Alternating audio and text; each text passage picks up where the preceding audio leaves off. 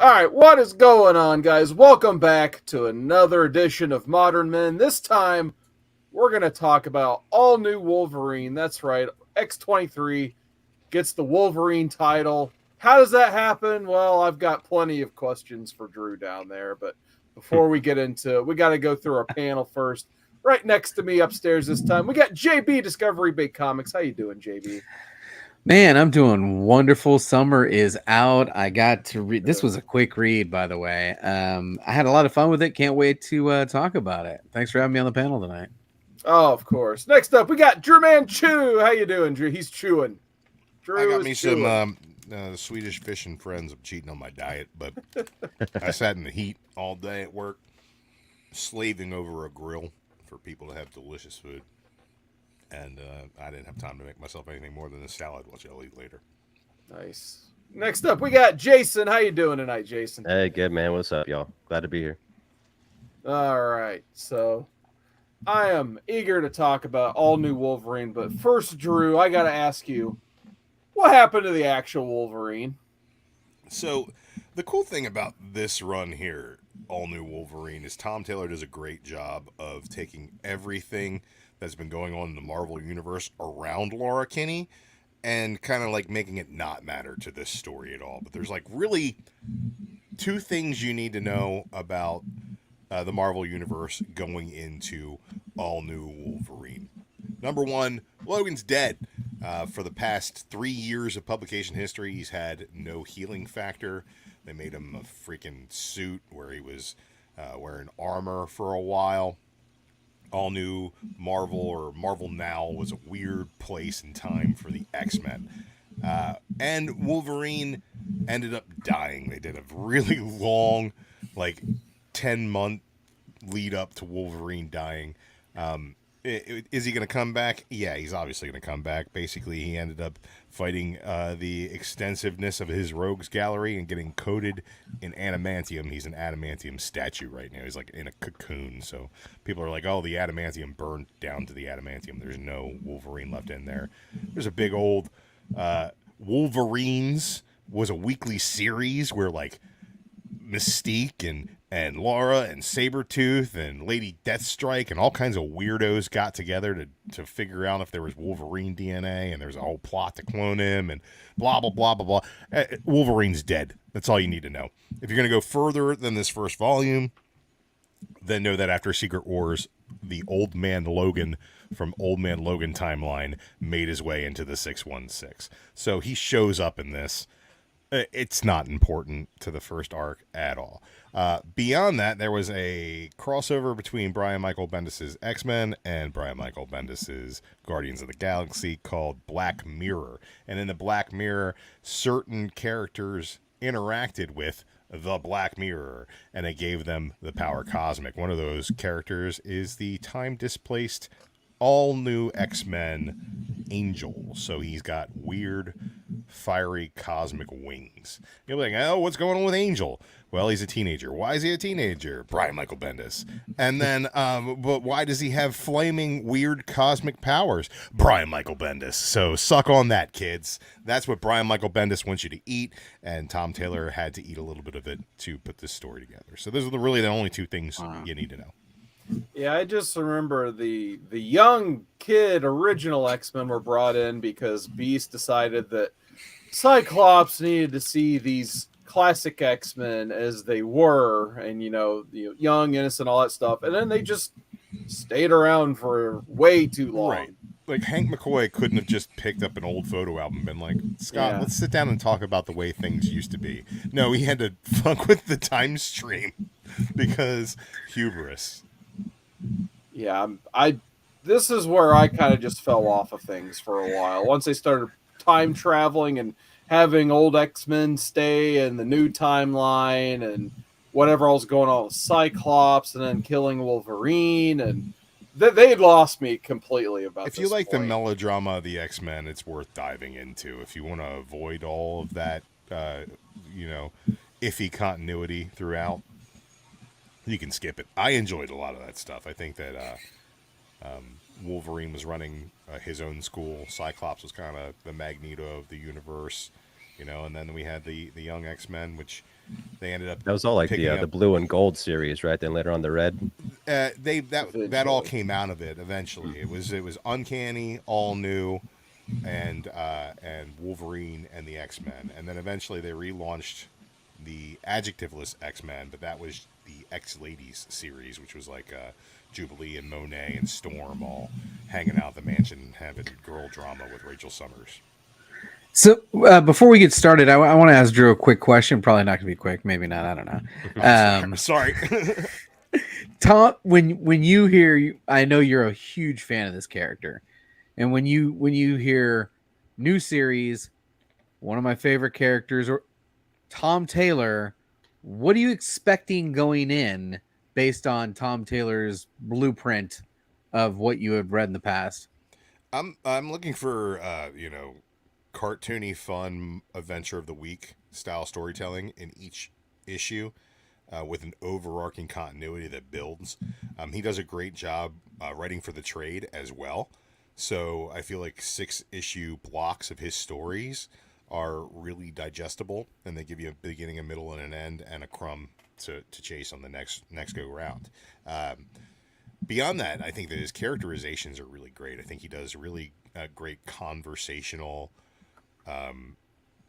storytelling between characters in a way that kind of is fun and light, very MCU-esque. Everybody's quippy, everybody's enjoyable. Villains' motivations are fairly clear, but not super important. There's a lot of drama that builds throughout his arcs, but I think that his issue-to-issue storytelling is light and fun and accessible.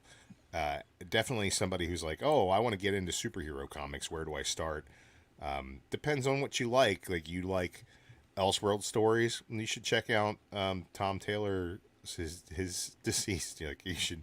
Oh, you like DC. You like Batman, you should check out Tom Taylor's Nightwing. I think you'll really enjoy it. Yeah. You like Wolverine, you should check out All New Wolverine by Tom Taylor. Laura Kinney is my favorite character, not going into this, but because of this run. So yeah, that's what I was. That's what I was getting. That's yeah. what I wanted to hear. This is why you are a Laura Kinney fan. This run right here. Yes, I mean, I enjoyed the concept of her. I like what they did with her in the Logan movie. I think that was great. Daphne Keane did a great job there, but and I like the NYX stuff, which is like very, very far from what this character is. But yeah, this arc right here, like, I went into this going, oh well, I don't really know if she has the chops to take over for Wolverine. Tom Taylor proved me wrong. Yeah, Is this your favorite Tom Taylor? Sorry. I don't know. I really like a lot of his like Elseworld style stuff. He did the Injustice, no, and then he did Deceased, which people shit all over Deceased because the art is so inconsistent, but the storytelling is just really fun. It was hard to get into because the art was just really fucking all over the place. But I like Tom Taylor on like pretty much everything I've ever read of his. I've found engaging in a kind of a popcorn flick kind of way. Very similar, I think, to like when I think a team book where people have the ability to like kind of chop it up, and I think Joss Whedon, like, that's kind of the like he made the formula for the show. His Buffy stuff, his Angel stuff, all that stuff was like, oh, here's this team of quirky characters, let's put them together. And I think that his run on X-Men was really good because of that style of storytelling. And I still think of when I see, like, Bendis kind of has that same style as well.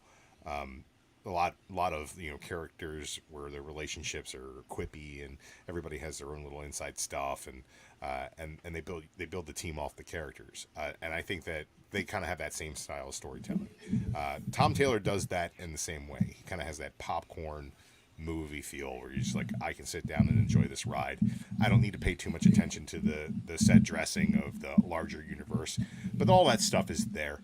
The artists are plucking everybody in and like by the third issue, you gotta team up with Doctor Strange.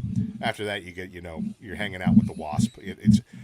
You're popping all around the place, but you don't need to know anything else about what's going on in the greater world because his story is kind of self-contained. And I really like his current work on DC as well. He's done pretty good work with the Titans, and it's a book. It's just like, what else do you do with the Titans? And his Suicide Squad was great too. That's true. Yeah, I read a little bit of his Suicide Squad, but his Titans, they basically now they had to take the Justice League out of the DC universe for a little bit just after the Dark Crisis stuff. So they're just like, well, the Titans are now like the A team of DC, so Tom Taylor gets to write them as the DC Comics team, and it's been very interesting to see so far. So I can't wait to see what he does. With his I think he's only on like his second or third arc at this point. It's all still relatively new and fresh, but I've been enjoying it so far. But is Redondo drawing that too? I don't think it was actually Ivan Rice. No, it was Beast World. I can't remember who does the actual Titans book, but he's got some good artists behind him. For sure. I think really Redondo's still on Nightwing. Redondo, he did on Nightwing, and he did the Suicide Squad with him as well. But be warned, Cat Renfigure's a huge Suicide Squad fan and hated that book. I was like, this is a Marvel book, and I was like, that's why I like it. It's freaking amazing. All right, well, let's get into this book here. So issue 1 kind of it's a good setting for status quo for X-23 or all new Wolverine at this point. So you get to see her don the new costume. It's it's definitely her look, but it has that classic feel to it. So I guess before we go on, JB, I'll start with you. What do you think of the all new Wolverine costume here? It's classic, and I mean it is a homage to to Wolverine, which she is, but a little bit different. She's just a little bit different. And I love the way this story starts, them opening up in the rain in Paris. And I'm not sure, she's trying to protect somebody, but there's a sniper and she's taking shots, and I'm assuming she takes one straight to the noggin. Is that what happens? Yeah. And it puts her in dreamland where she gets to have a little reminiscent time with our man Wolverine. I thought it was a cool way to start the book. Yeah, I agree. Jason, what did you think of issue 1 here? That was cool. Yeah, at first I didn't realize Angel's background, but yeah, once I realized, what a cliffhanger where you unmask and the person is yourself. Whoa, yeah, that's a good hook. You want to see where that goes, what happens. As far as like Tom Taylor's concerned, I was just gonna say earlier on that I'm a huge fan of his Elseworld stuff. When it comes to Injustice or Deceased, I think it's where he really shines. But he's done really great stuff in continuity as well. And I've never been disappointed by a Tom Taylor story personally. But I know there's a lot of people on the internet that hate his stuff for whatever reason and hate him as a person. I have no idea why. It's just such a weird rabbit hole to go down under if you ever look on Twitter and people just haunting him and being weirdos. Yeah. So I wonder if we'll get some people in the comments because that's how weird they are. I think his last name is King or something. That too, yeah. What's his name? John Kent Gay. So. Oh, that's probably why then. So, yeah. People came for him. Whatever the guy. Whatever. Look at the guy's name. It's on a book, and that book's selling. So people must not hate him that much. Yeah, and you can do anything with a comic character because they're fictional. So it's you can change them back or do whatever you want at any time. It's not a big deal. Who cares? It's not real, man. Anyways, but yeah, this is a great issue, man. It was awesome, and great costume's cool looking. I like how the hair comes out the back. You could just tucked it in or whatever, or just made it look like Wolverine. I think she fills out the costume better. I think she looks better than Logan in it. And it's cool that she's a clone, and you get to see this whole entire clone saga kind of happening with her. It's like Spider-Man over again, but cooler. Yeah. But that's one of the points that the book doesn't open in her costume. She's in kind of civilian clothes. Mm-hmm. But after her little interaction with Wolverine, she's like, hold on, I need to change into this. And it's really loud. I mean, come on, look, this costume is bright. Yeah, go ahead and put the picture up because this is the point in the book where she's like, I don't care if they can see me coming because I'm Wolverine, and here I come. Yeah, I just got shot in the head. and then got back up. Like the costume isn't gonna freak people out. Let's Ain't gonna suit freak up. anybody Let's do out. this. Yeah, let's just suit them up and then go after it. Yeah, I love it. It's got the original X-Men like blue and yellow, but it's got like it's kind of like the negative with like the tiger stripe costume. It's got the yellow stripes in the dark blue, and on the shoulders. So it's like it's a play on the classic Wolverine design. It's the same color. Even the face it's a mask. very I mean, fresh look though. At the same time, it's right there. Yeah. I mean, it matches. You got the shoulder pads, the yellow in the center, Yeah. the blue on the outside. She's got the belt. smaller. I just wanna see that swoops, though, like statue. the original. Face, yeah. She's got more of the first appearance smaller swoops on the mask, but like they draw it differently, and then eventually in this she gets a different costume that's kind of a black and gray costume throughout this, which is different than her X-Force costume, but different than this costume as well, and that's a really cool design too. So I think there's a lot of cool stuff here as far as the art's concerned and the character design. But this first issue was cool. You get to see like she's been banging Angel in the old X-Men, because she got tired of banging Cyclops. She's gotten around. I forgot about that. She's just like her dad. She's hopping around, and that's kind of the way things are. I think there's a really cool point in this where this first arc. I don't remember which issue it was, but she meets Gabby at her, must be issue 2. She meets Gabby in her apartment, which was Logan's apartment, which is a very understated, shitty apartment. And and Gabby's like, dude, what a shitty apartment you have. Let's see what's in your shitty fridge. It's shitty beer and shitty pizza. How long's this shitty pizza been in here? And she's like, this is my dad's place. something about your healing factor. As obviously you don't need to eat your fruits and vegetables. It's great. It's great.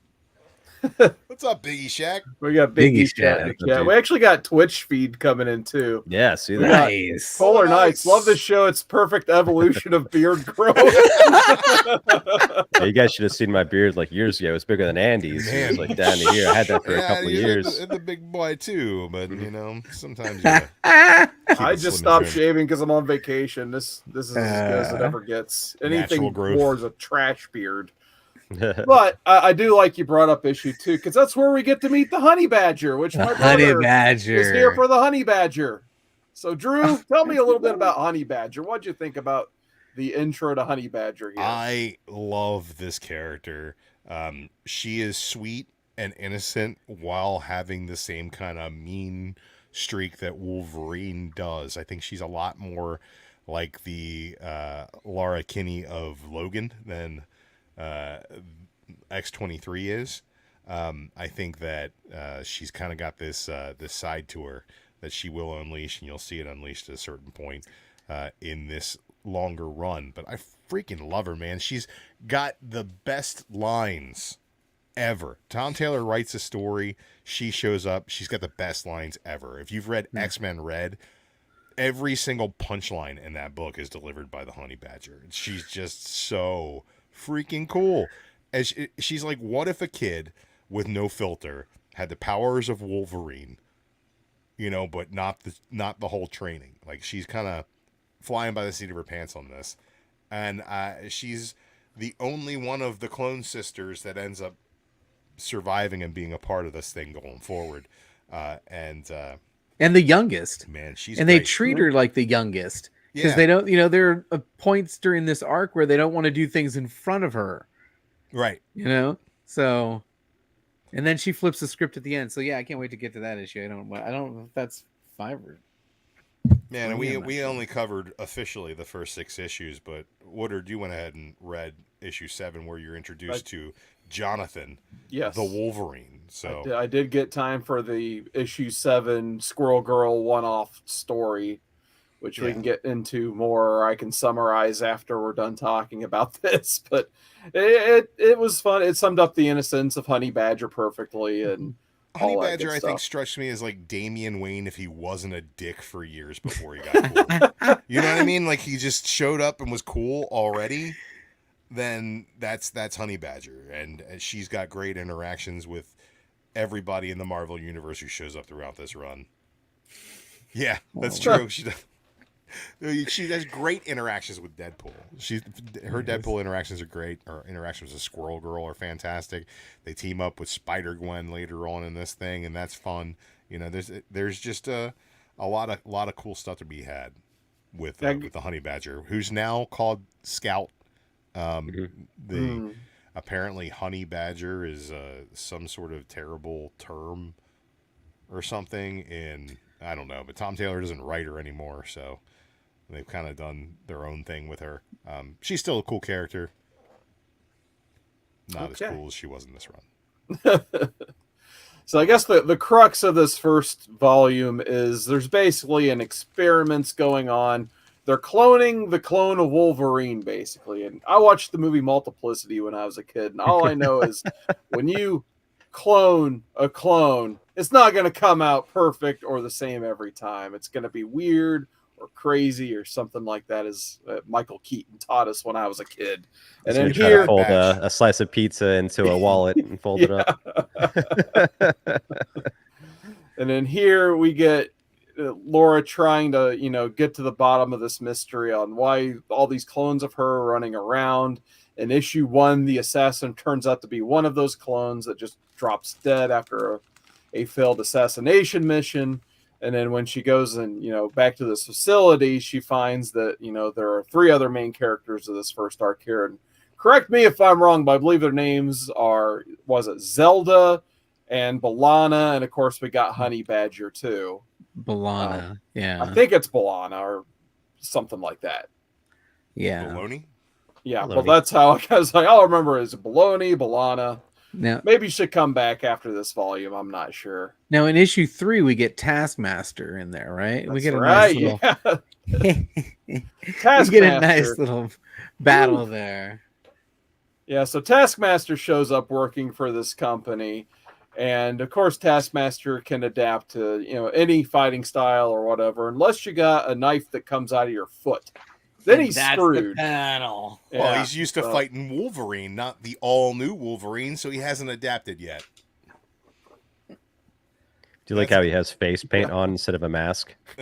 Yeah. It's so weird. He has, like, double teeth, That's the great thing about this run is it gets to show you there that not only is Wolverine, the all-new Wolverine, an adept fighter and tactician, but Taskmaster is one of the biggest and baddest when it comes to hand-to-hand combat in the Marvel Universe, and she bests him pretty easily. Yeah, within 3 pages. I don't think he lasted 4 pages. He didn't, and in the next time and he he's meets not her, only... he'll be prepared for that toe claw. But she was able to throw something at him he hasn't seen and hasn't adapted to yet. And she could have killed him. She could have killed him. Yep. If she wanted. So, if she wanted, I like how Baloney shoots him in the legs and the knees. He's like, all right, well, you'll be crawling if he comes after us. I love that. That's cool. exactly what I would have done. Laura's just arguing with one of the other clones, like, we're trying not to kill. Are you hear blam in the back? It's like, well, if Taskmaster's going to follow, it's going to be crawling because I just shot both of his kneecaps. Love that. So that was a pretty good way to set up, what the clones were all about and, why they kind of need Laura to guide them. And, throughout this issue, they're getting away from this organ. Did they even say what the name of this organization was? Alchemax. Alchemax. Okay. It's Alchemax, and the whole deal is the first guy that she saves is the son, Paris. Yes, is the son of the scientist who's in charge, who's telling her like the whole deal. Oh, the guy at the very end. The guy in issue 2, 6. When they kind of break it, maybe issue 3 when they kind of break it down. And she goes and meets with him and it's like, the reason I'm here is I got an anonymous note. And that note ended up being from Gabby. And the whole crux of it was, he's like, well, we cloned you, but that's like my predecessor did it, and I'm trying to clean this up. Which she's just like, that's bullshit. And eventually it comes out that it is bullshit. So that's panel. kind of the whole deal. Oh yeah, they talk about like, oh, they might need their fingers for the piano. Yeah, And that's Gabby a takes good it one, super too. seriously. Well, you find out toward the end of this issue, I believe, that they have nanites in their brain and they're only going to live for so long. And that's So who do you when got to go see? they got to go see the good doctor, Dr. Strange. And this is where I started to really like the run. It's like, okay, we're going to get to see her interact with some of the other characters in Marvel Universe. But I'm like, okay, good. We're getting out of the X-Men and she's getting to know everybody. There's a lot of random characters thrown in here, and I really liked it because usually it'd just be the X-Men or whatever.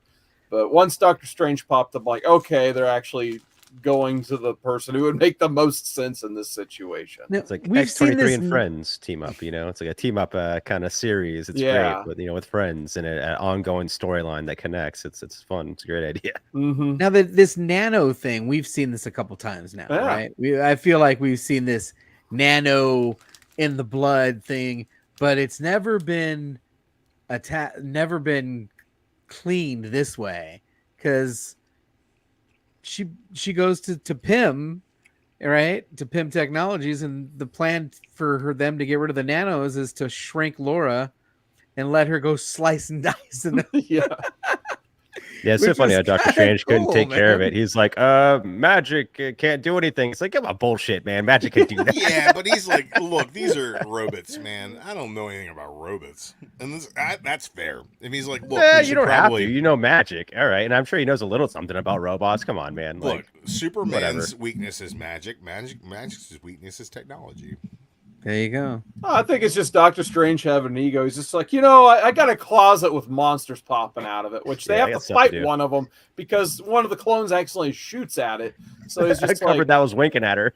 surely one of those Pym people can take care of this. I got bigger fish to fry Yeah. here. So he basically just snaps his fingers and teleports the Wolverine party to Pym headquarters where Janet's hanging out, of course. Luckily, it was Janet, not Hank would have just been like, no, this is ridiculous or whatever. But at least Janet's like, Isn't all Hank right, you're here to off-planet steal the being an suit. Ultron at this point, I think. Mhm, probably. Yeah, I okay. think so. I was going to say, He's it's like an Ultron probably floating Ultron. in space.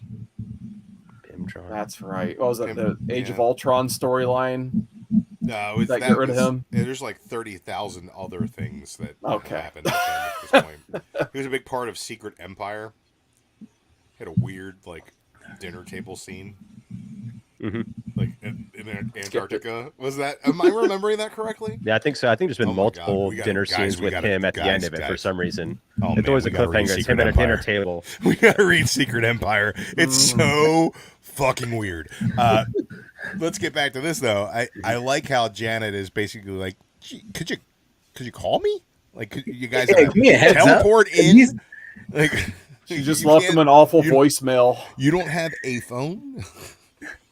Yeah, there's a lot of that going on, especially when you get to issue 7, because Squirrel Girl's like, I tried to call you about the squirrel problem, but you don't have a phone. How weird. Like, there's a lot of recurring, like, you don't have a phone or you're not at your phone jokes. So Well, Tom Taylor at the must end, have to do this in real life all the time. right? At the end, she calls in Shield to take care of Alchemex or whatever. That's right. Right. Yeah. Mariel's like, who are you? How do you have this number? Only Yeah. 8 people have this number, and one of them's was dead. He's like, yeah, well, the guy who's dead gave it to me. Nice. So it must have been Logan. Oh yeah, obviously, Yeah. man. Yeah.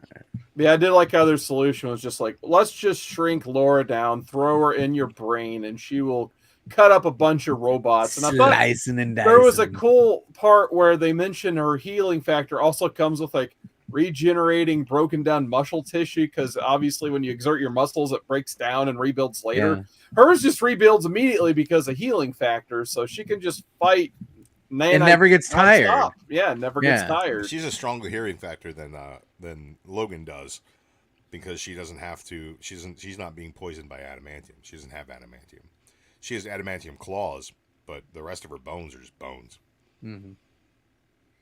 And there was another interesting thing I kind of forgot in the last issue where one of the, I think it's Zelda is the clone that's dying first. And like Doctor Strange has her in the machine and he's just like, hey, don't forget about the radiation. Oh wait, you're a Wolverine. That does nothing to you. Okay, moving on. I would have Yeah, immediately isn't- thought, be like, get away from that machine because you're metal. You have metal claws. You're gonna get like stuck to the, Yeah, it's the a machine it's a or break magnet. it or injure it or something. Like, just leave it But alone. isn't there stay a away. scene where Doctor Strange kind of looks at him? And he's like, "Are you sure you want to save these?" Yeah, he, You know? and then he does it to Laura. Yeah. He's like, "Whoa, okay, yeah, you're." And Yeah, at you least can- Gabby was you a can good be one. He's like, all better right, than this one's fucking that." good. And then Yeah, this one's one, good. I don't know about I the don't other. know about this one. I I thought think- it was also a good way just to see like Laura's past if you were unfamiliar with a lot of the Mhm. stuff. True. They So kind that of was a slow good way drip to it to you. insert that in there. Yeah. Yeah, they do. They slow drip all the continuity in throughout the story while you're enjoying it, and it's an easy read. I'm pretty sure that you guys would all agree that these 6 issues just flew by. Like, And they cool. did. Oh, cool. Oh, Oh, definitely. cool. And I don't think that there's anything in the art that is really to write home about. It's kind of clear and concise and really well represented. Yeah, I I mean, wasn't a huge fan. I'm just glad it but- wasn't distractingly bad like some of the stuff we've read Yeah. previously, where it's like, No, it wait, wasn't what am I looking distractingly at? bad. Yeah, But It there was was, very uh, few. There was very few huge. I don't know if there was splash any panels or full pages. Yeah, splash I agree. panels that covered the whole thing. I don't think there was a. they got that single- costume one we saw. That Yeah, I Right. would Well, say like yeah, that's the yeah. best. There's a one few. side, but there the wasn't battle any with two sides. Taskmaster is like a 2-page spread, and that's really fun.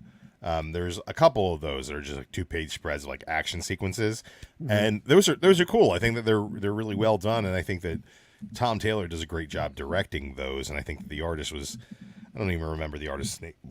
Excuse me. Was, Yeah, actually, I had to look it up. Yeah. 'Cause I looked the page up. It's Lopez? David Lopez. yeah, and Yeah. It's, I mean, it's. Navarrete. I would say Navarrete. that it's certainly not anything to remark upon, but there's nothing.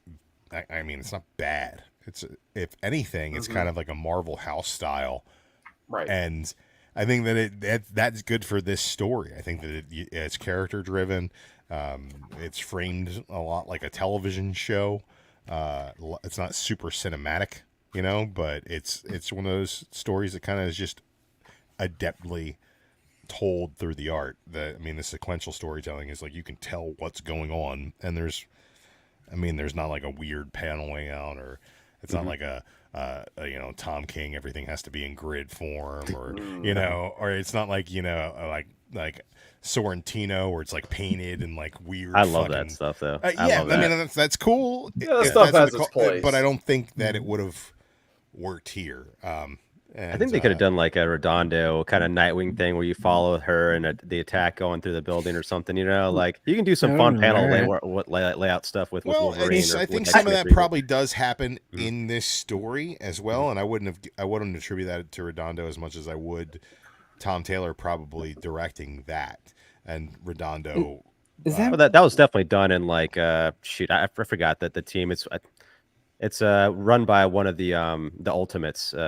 Whatever, I forget what story, but they did a lot of fun panel layout work like that. But that might have been done by the Ultimates or Ultimates Squared or something. Well, yeah, it's same. It's not that comic, but it's like the same leader. I forgot what her name was, but she ran another team, and that's the comic series I'm talking about.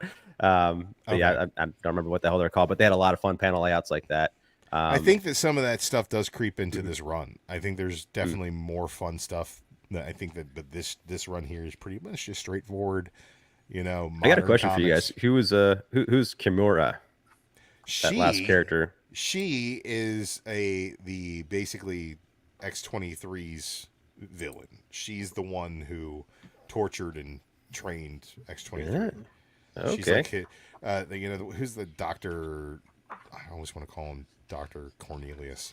The scientist from the Weapon X Barry Windsor Smith run that keeps showing up in Wolverine over and over again. Basically, she's the big bad, the scientist that was X-23's origin. this infiltration of this place, this little ruse that they play, where it looks like you got one of them going. I can't remember what her name was. Badant, I don't want to butcher her I think name. we Blonde. concluded it was baloney. Baloney said, kind of looks like she's like she's going rogue, and she gets all shot up, and it's like the plan is blown, and then as she's sitting on the table, come to find out this is the classic, you know, does that look like a wig? Holy shit! It's X-23. Boom. Yeah. And Snip, snip, once she snick, gets snick. in, once she gets in, I think there's the. Do they show it? There's like, yeah, that's what happens. The door's shut down here, and when they open again, we don't get to see what happens. We just know that they're all dead on now. they're all oof. Just the door shut, door opens, boom, they're in. Anyway, I thought that was a cool little ruse to get in the building, and then you get this scene. And I know I'm kind of taking this over though, but this is one of those scenes where they don't want the honey badger to see them doing something, and they say, "Hey, I want to talk to this guy. Go ahead and step around the corner." Yeah, And Amscray. and as soon as they Amscray, bam, bam, just takes him out. Now she sees this, and it's not 2 pages later. She gets the exact same opportunity on that doctor, and as Laura walks away, Badger goes back, and again, this is not Wolverine, who would just, kind of maybe slice these fools up. The evolution of the Wolverine here. Yeah, that's where you A find warning. out the claws there. A little warning. And then she runs off, like a little kid. So my question, basically for Drew, is what's going on with the healing factor here with the other Lauras? They don't have it. How, like, if they don't have it, then how come that she's not bleeding out from that claw? You know what? Comics. Okay. Because she's Batman. I don't know, dude. Like, I think that maybe since she has a bone claw, it has a fleshy orifice it may retract into. I don't know. I don't get too far into that. That's nice that is what it is. Developing a healing factor, or it was just maybe she does along the way, but that's not something that they really cover for. Any. I didn't know. I just want to make sure I didn't miss anything. No, she does have. She has scars, so she doesn't have the healing factor. Sure. Okay. I think that's the way they differentiated him. Because he did add the tracker in, but that was the security guy's impetus with Laura. He cut her skin to make sure that she healed, so she wasn't one of them. Mm-hmm. So that tracker you mentioned, I'm glad you mentioned that tracker, because it's very important to issue 7. Because once Laura rips it out of her arm, she attaches it to a squirrel, and what happens? That squirrel runs away from its family and gets captured by a little boy, leading to Squirrel Girl showing up at Laura's apartment, banging on the door, because Laura doesn't have a phone that Squirrel Girl can call. And she shows up with Jonathan the Wolverine randomly. Just shows up at your door with the Wolverine for Wolverine. And of course, Jonathan befriends Honey Badger, and they're best friends. But Squirrel Girl is very cross with Laura because she messed with that squirrel and put that tracker on and startled it. So there's a whole issue where they have to go looking for a squirrel, and that's issue 7. So a lot of fun had to be had there. You get to see the misadventures of Squirrel Girl and Laura Kinney looking for a squirrel. And then the squirrel does a speech at the end. And that's a lot of fun. Anyway, go ahead, JP. No, I know. So I know we reviewed the first 6 books, but you mentioned one of the things you like about Tom Taylor is each book has its own story, but there is little niblets going to an overarching arc. At the end of 6, as Jason pointed out, we have this villain this first time that we see her through this first 6 books. I'm not saying I'm going to read the rest. What ends up happening in this story, Drew? Because I'm assuming you've read the whole thing. The best thing about this arc is it's a mirror to Wolverine storytelling throughout the years. So that she's basically the mad scientist responsible for X-23 being clones, all that nonsense, in the same way that Logan had to deal with, things that came up from his past and the Weapon X program. So this is kind of her Weapon X program, where she wants to get Honey Badger to see what she can do with her. That it's maybe tied to Alchemex, and I don't remember directly how that works out, but I think that the overarching story is like basically, as you see with Maria Hill at the end of this story, as you saw with Doctor Strange and Janet Van Dyne, Wolverine, Logan, James Howlett had his claws into every corner of the Marvel Universe. Yeah. Every corner of that Marvel Universe respected the hell out of that man, whether they trusted him or not. They respected the hell out of Wolverine.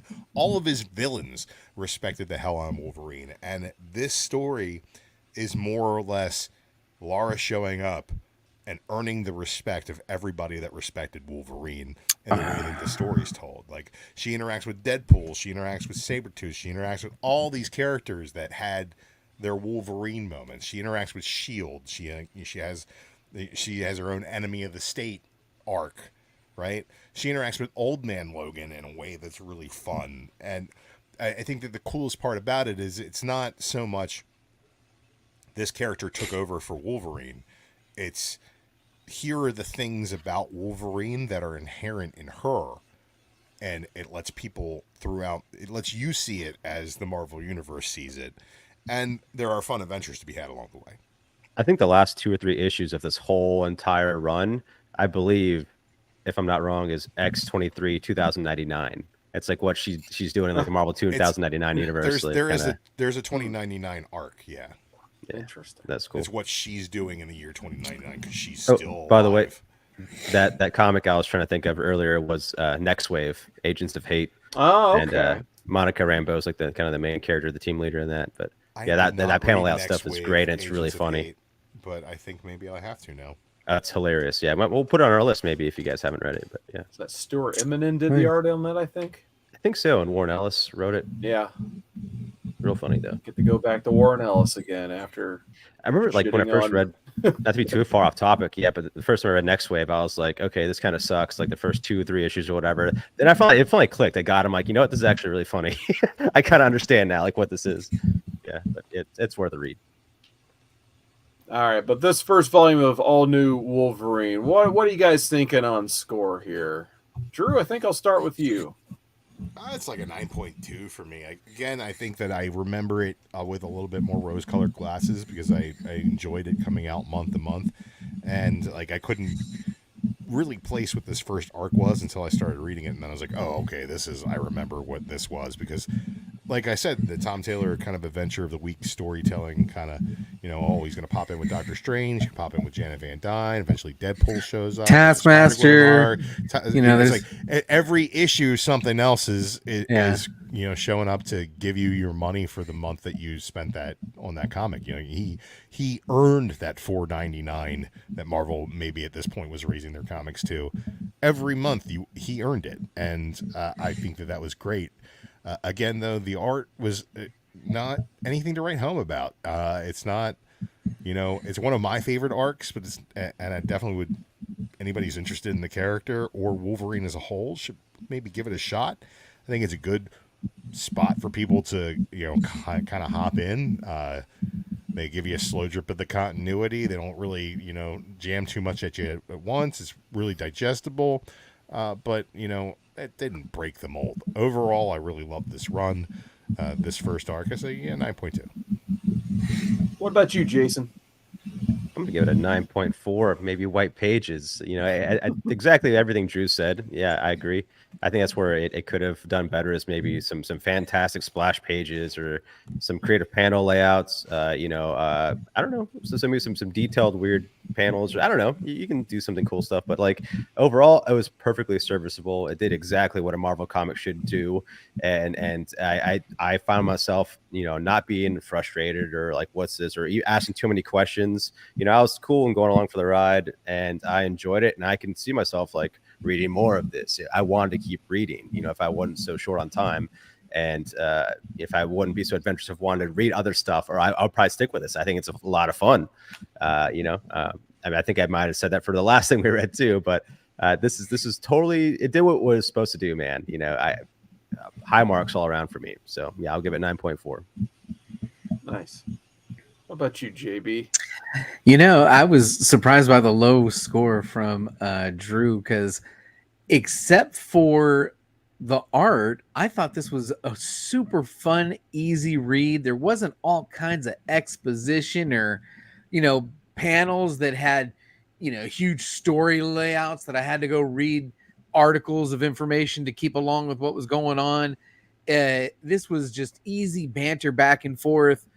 I love the cameos. It was written like an MCU movie, the way that the banter back and forth was and the cameo appearances, and they were all fun, and the cliffhangers at the end of each episode. If the art was over, a little bit better and had some of those huge splash pages, it would be a 9.8 in my book. I'm going to go with 9.4 wide pages as well. Because the only thing it was really lacking, in my opinion, was some awe-inspiring, at least one or two during the course of that first arc, and there wasn't really any. Not enough sizzle on the steak, Yeah. Yeah, I think I'm right on board with all of your guys' score. I think I'm going to go. I think I'll throw a 9.2 on it as well. I thought it's very consistent in the art department. I felt like it was pretty run of the mill for what Marvel presents nowadays. So nothing wrong with that. But like JB just said and everybody else, it's just there were really no big standout, eye popping moments. Like, hey, check out this panel. We got to upload it for tonight's show. We had one panel, and that was fine. Like I said, it wasn't too distracting. It was very easily digestible. The story was everything you'd want out of a volume 1 story for a long form arc. It establishes what X-23 is doing as Wolverine now. It brings in new characters like Honey Badger and the other Wolverine clone, and then sets up a big bad and a whole company she has to fight now. So it's everything you kind of want out of a volume 1. And yeah, I would definitely consider reading more of this. It was one of the books, when Marvel got really confusing to me around this point in time, it was one of the books I definitely would want to try to check out, and just for whatever reason just never got a chance to until this show. So glad I finally got a chance to read it, and now I definitely am interested more in that character. This is our collectively highest rated comic so far. I think it's the closest we've all four came to being at the same score. Yeah, I think the consensus is it was a 9.3 is what we've come across. Yeah. 2 9.2s, Yeah. 2 9.4s, it's a 9.3. Yep. But Jason, if you opened up your box from CGC and your slab said 9.3 on it, you'd be like, what the fuck? What the hell, CGD? You mentioned wanting something more in the art department, some creative layouts, and I think next time we're going to bring just that. And Drew and I think we came up with the idea. We're going to read Dan Slott and Mike Allred's Silver Surfer next. What it has to do with anything else in the world, probably not much. It's kind of like Doctor Who, and hey, Doctor Who is on TV currently. And it's a quick read, too, and we want to make sure we get issue 11 in, so we're going to read the first 12. If nothing else, try to make it to issue 11. It is one of the most artistically creative comics I've seen in a very long time. If you want to do it all, that first volume, I think, ends at 15. So up to 15 is the default. I think there's the last days of Silver Surfer before Secret Wars is where it ends. So it's kind of like you get 2 out volumes and then like a few trickle down issues before the whole thing turns. Is that when is that one? That episode, is that next week or? No, we can wait a couple weeks. We can whatever. We'll parse it out. We'll figure it out. All right. We all have good availability, so whenever we can all four make it back together, we'll be reading Silver Surfer. And then, gentlemen, can we do an Acolyte show? I feel like we could burn an hour discussing some of the craziness that's happening. I watched the first 2 episodes and I stopped on the 3rd. You're gonna make me watch episode 4. 4 has to answer these questions. There's no. What questions? How the entire Rock City burns down from one lamp? Yes. Let's go. How come all the witches are dead, but there's no rubble, there's no fire? What happened, man? What happened? That's a whole. What did you do? What did you do? What did you do? Then after Silver Surfer, I believe we're reading Deadpool Kills the Marvel Universe. Yes. Yeah. Yeah. And then a follow-up idea while we're still in line is anybody interested in reading some Boys? Sure. The Boys just came back. I never read The Boys, so I've never read it. Let's do it. All right. So we didn't know what you want to see next. I don't think I've never read The Boys. Maybe The Boys. I thought we read The Boys. I don't think we. I have to go back and check.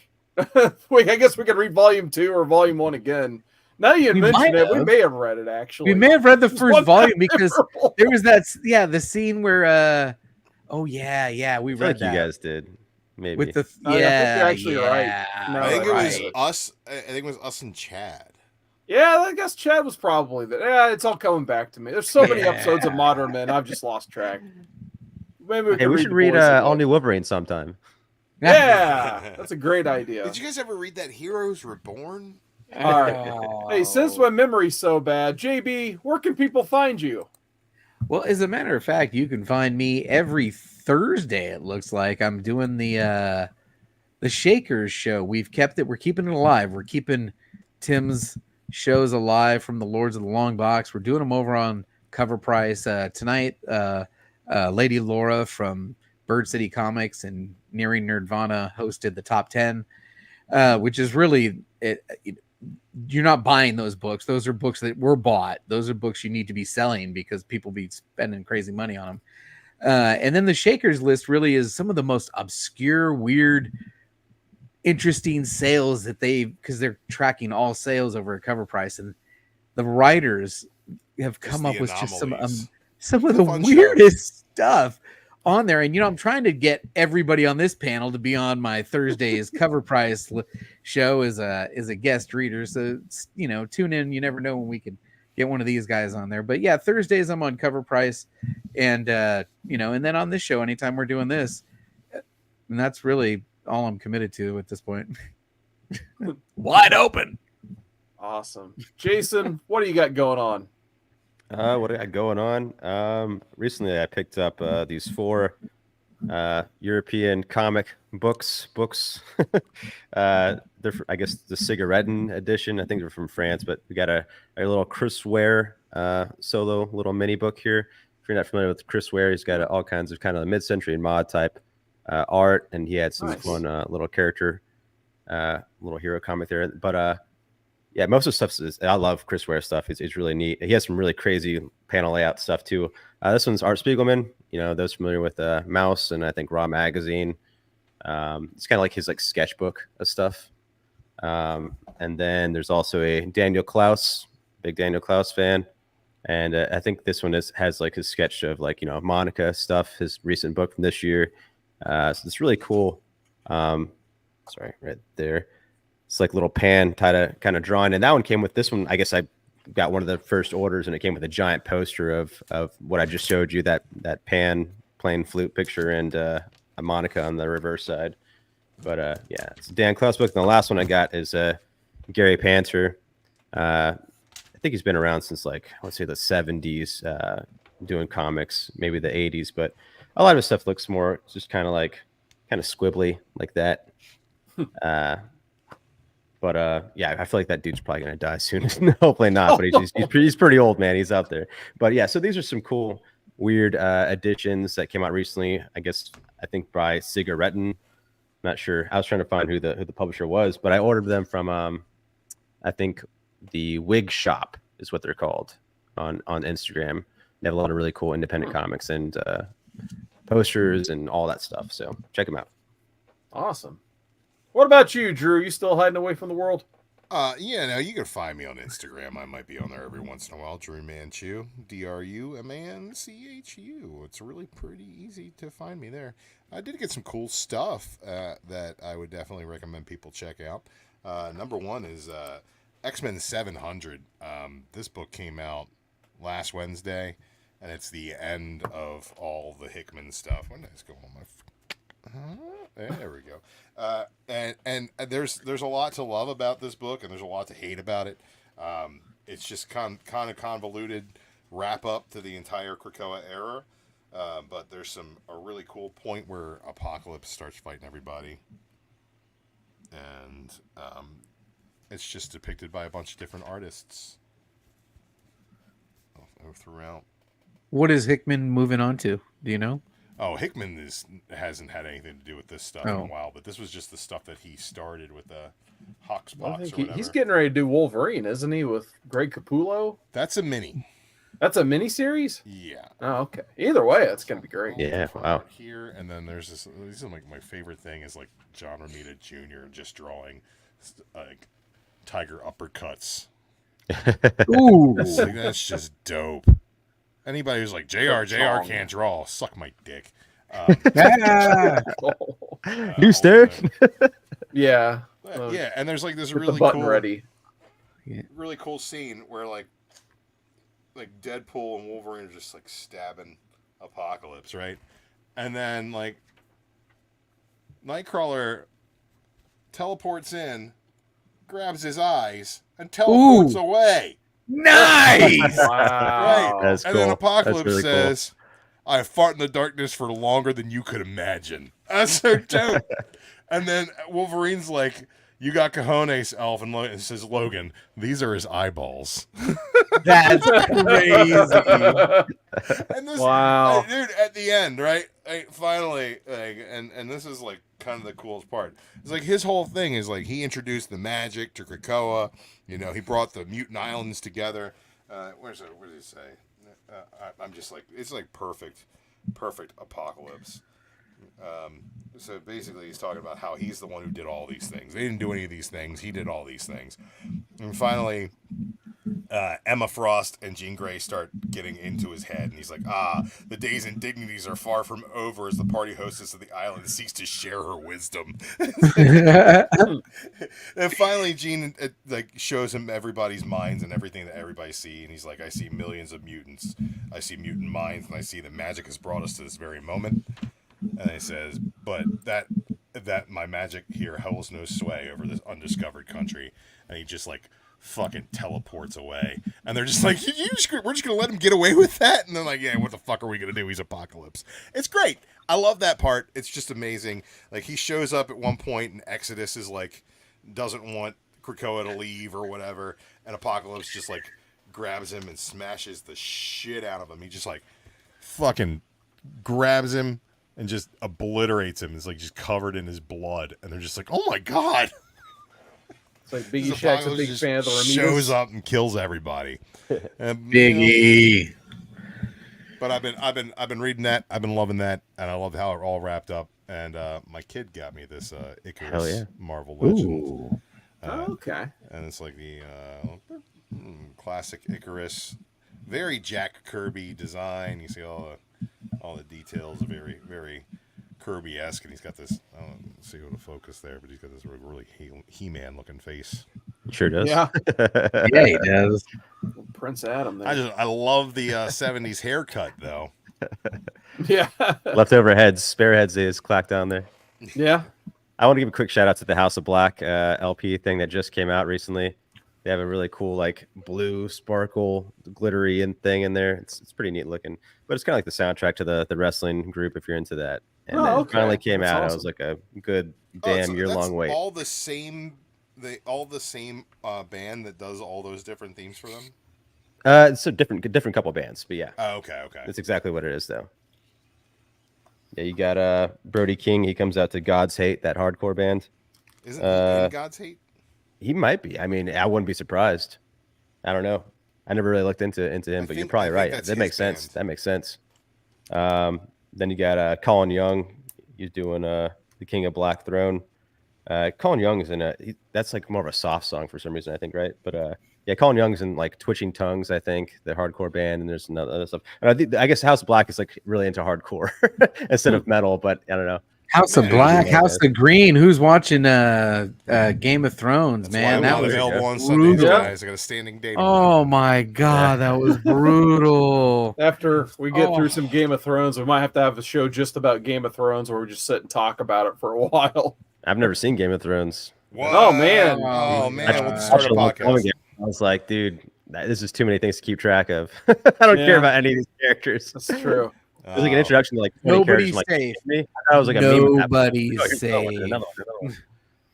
Look, the Game of Thrones is so easy to watch because until the last couple of seasons, it's just 10 episodes, and they kind of it's like 2 slow episodes, 4 great episodes, an episode where everybody fucking dies, and then 2 episodes to be like, oh my God, that happened. What's going to happen next season? And then they just 2 slow episodes, 3 to 4 really good episodes, an episode where everybody fucking dies, and then 2 episodes to kind of cope with it. And it's like, it's the perfect.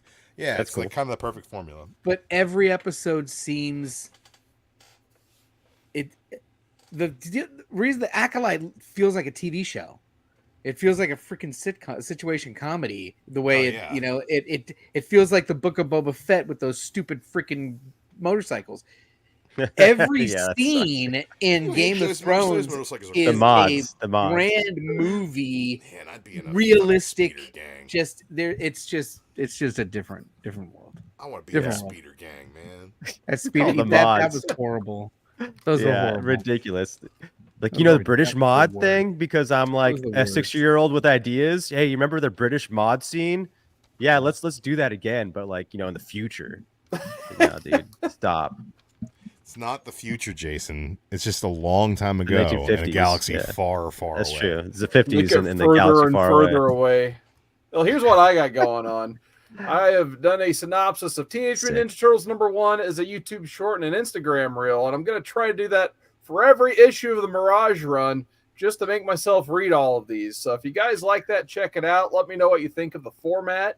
Let me know some feedback if you guys like it. Looks like it's had some good clicks so far. But I just want to use it as an excuse to get this whole run read. I got all 62 issues finally. I figured, hey, why not use that as a way to generate some content for the channel? So had fun reading this 5th printing. I got a 3rd printing of issue 2 downstairs I read this morning, and I need to get that all recorded at some point. So yeah. And then I did a whole video yesterday. So if you guys missed that, check that out. Let me know what you think of the books. And other than that, I think that's all we got tonight. Thank you, guys. We got fireworks from Jason. And until next time, newsstand.